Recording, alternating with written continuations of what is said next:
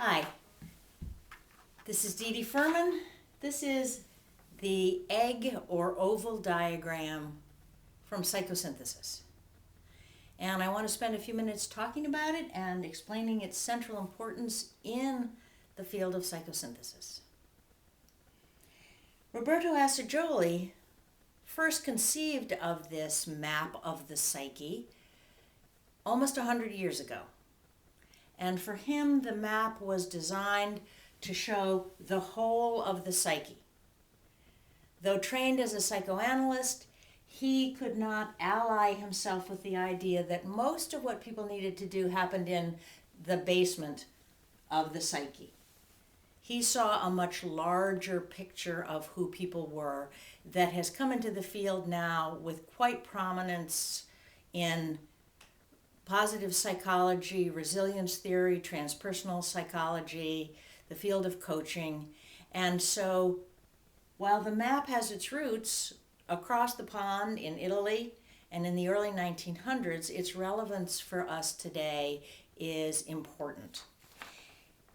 And when Assagioli first conceived of this map, as you will see in any book you might read about psychosynthesis, it was portrayed as a map with dotted lines.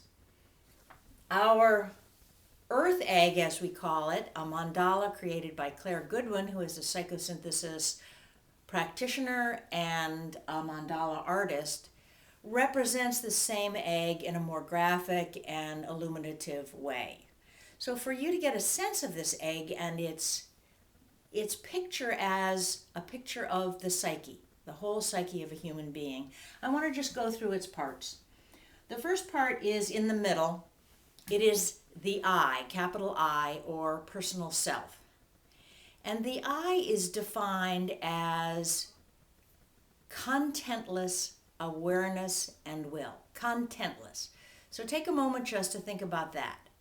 Contentless, no story, beyond story, more than story. And this experience of not I am a mother, I am a psychosynthesis teacher, but this experience of I am, the pure I amness of the essential nature of all human beings, is one that philosophers, mystics, spiritual religions, poets, through time immemorial, and seekers of all kinds have hunted for in themselves and have grasped in a variety of ways, some through studied effort and some through that magical peak experience that we sometimes have, where we realize in certainty and experientially that we are not just our body, feelings, mind. We are not just an outcome of our conditioning. We are not limited by our scripts or our stories. We are more than, and essentially both immanent in and transcendent of everything we could say about ourselves. So that experience of contentless awareness and will, called the self, is also, as we think about it, contentless awareness, the in-breath of the self, taking in the world around us, taking in our own awareness of ourselves, and the out-breath of self, which is the will, our ability to engage with and act within our worlds and within our psyches. And so in psychosynthesis, the I is the center of awareness and will. And the work we do with ourselves and in the world is both at the awareness end of the spectrum. How do I become more aware of who I am, my circumstances, my stories, realities around me, and who I am as will? How do I act? What do I do with the feeling that arises in me?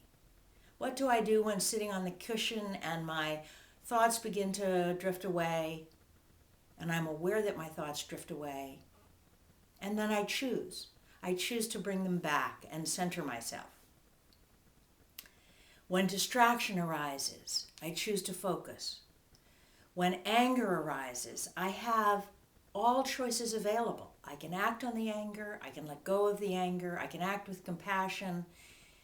This becomes the director of the show that is our lives. the I. The rest of the egg diagram, which completes the image of the psyche, includes layers of unconsciousness. And the first unconscious, what Assagioli called the lower unconscious, is specifically the arena that Freud looked at in his work and brought to consciousness in the culture. The idea that we are not just driven by what is conscious, but that we are driven by deeply buried memories, old primitive instincts, wounding, family of origin trauma, cultural trauma, whatever it might be, including just the basic limitations of conditioning and script and stories and time and place and culture and identities that are given to us by the nature of both who we are at birth and how our lives unfold. So this lower unconscious carries a lot of material that most people need to do something with, work with, access, uncover. Depending on what's held down there in the basement, it may be the work of deep uncovering of wounding and integrating that wounding. It is also equally sometimes the work of claiming lost qualities, childlike qualities that we had and expressed in our youth, but that got, for whatever reasons in our experience of life, repressed or pushed away. So that's the lower unconscious. The middle unconscious is the area of everything that is right there for us, but that we are not thinking of right now. My phone number, my address, and also, perhaps even more important, the patterns that I'm well aware of, if I think about them, that exist within me. So I can predict what will happen internally or what pattern will begin to unfold in me if I hear a police car pulling up behind me. I can predict when the wounded child subpersonality is going to come up in me and why and what's going to trigger it. And so these patterns that impact our lives daily are right there and available for us to access in our middle unconscious. And the higher unconscious is the piece that Assagioli added to the picture. His assumption was that wholeness is not available simply by clearing out or working with or integrating the material from the lower unconscious, but equally important to become a whole person is to understand the split off higher unconscious or superconscious, where in fact we have all of our impulse towards purpose, meaning, and values, where the very basic fundamental question of why we are alive and why we would do this or that is answered through our connection to a transpersonal sense of ourselves. And that sense of ourselves includes transpersonal qualities. Sometimes they're drawn as flower petals coming down from the transpersonal, and those are qualities such as love, compassion, wisdom, creativity, playfulness, scientific inquiry. You think of a quality and that will be there on the map. Something that defines you not as simply the story of your past, but as the story of the call of yourself. And I'll talk about that in a moment. But I want to finish the map in terms of the area here, which is consciousness. It's what we're aware of in the moment.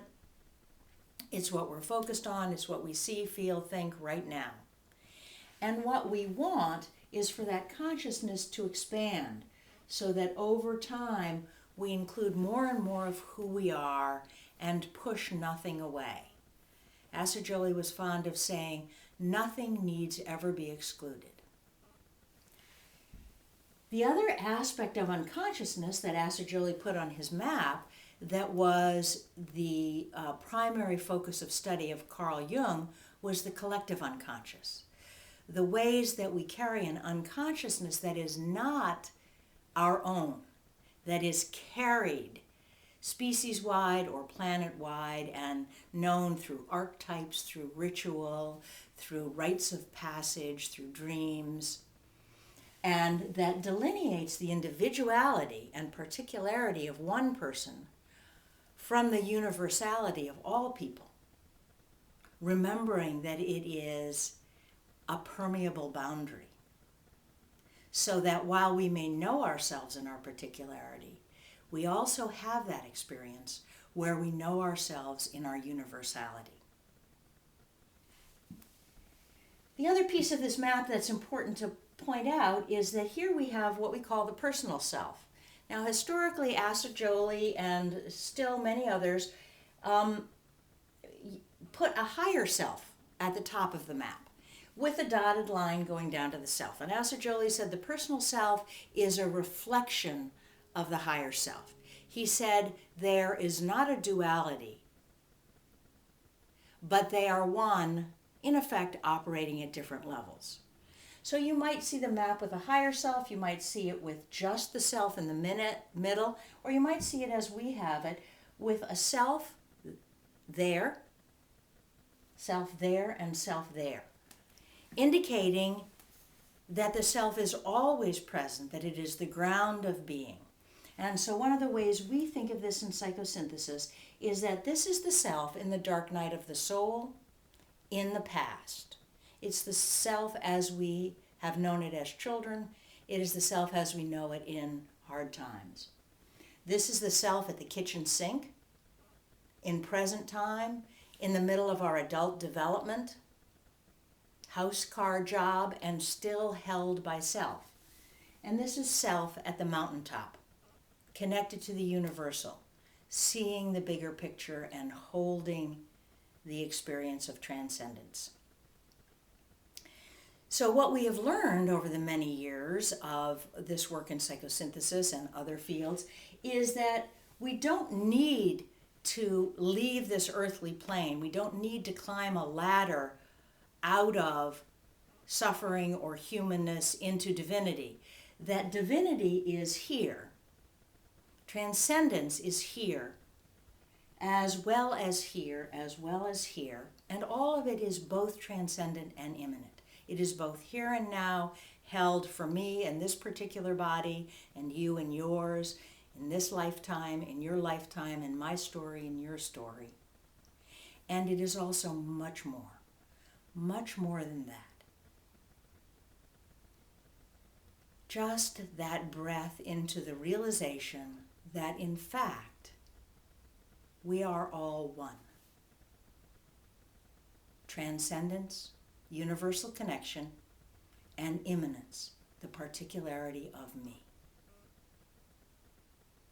And in the face of that particularity of me, I am always asking the question, where am I going? What's important? Why turn left or turn right? And this is where we refer to the call of self.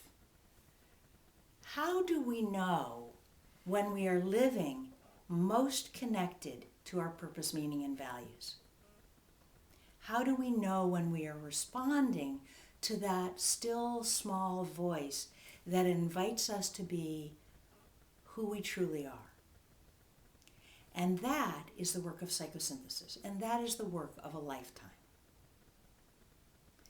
So I invite you to enjoy this and explore your own many layers of unconsciousness as well as the gift of yourself.